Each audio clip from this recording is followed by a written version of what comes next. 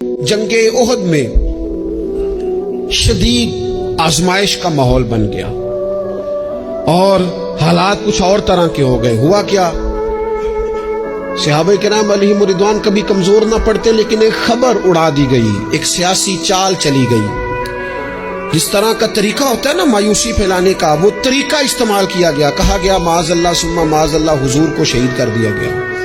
अब उम्मत जानती है कि सहाबा की कितनी जज्बाती वाबस्तगी है नबी पाक के साथ। कुल कायनात उम्मत के पास अगर है तो वो रसूल पाक की जात है, और अगर हुजूर को शहीद कर दिया गया है, सरवरे कायनात का विसाल हो गया, तो फिर पीछे क्या बचा? तबीयतें परेशान हो गई, रो रो के निढाल हो गए। हजरत अनस बिन मालिक रदी अल्लाह तआला अन्हु का जो नाम है ना, अनस, ये उनके चचा के नाम पर रखा गया था। उनके चचा का नाम था हजरत अनस बिन नदर रदी अल्लाह तआला। वो ना निकले मैदान उहद में जब पूरी तरह लोग परेशान थे, निढाल थे, तकलीफ में थे, कमजोर पड़े हुए, वो मैदान में निकले। कहा यहाँ क्यों बैठे हो?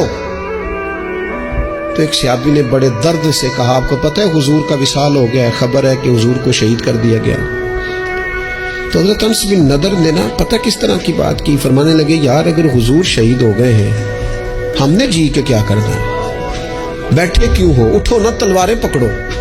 जिस रस्ते में हुजूर ने शहादत दी है, हम भी उसी रस्ते में शहीद ना हो जाए। उठो, निकलो। आपने उस जज्बे का इजहार किया कि जिनकी तलवारें साइड में पड़ी थी, उन्होंने भी जल्दी से तलवारें उठा ली। अल्लाहु अकबर कह के मैदान में कूदे, और उनके लफ्जों में इतनी ताकत थी कि जान पड़ गई। सहाबा कहते हैं मजमे में हजरत अनस बिन नदर कहने लगे, इधर आओ, इधर दौड़ के आओ, मुझे तो वो देखो ओहद पहाड़ के अंदर से जन्नत की खुशबू आ भी रही है।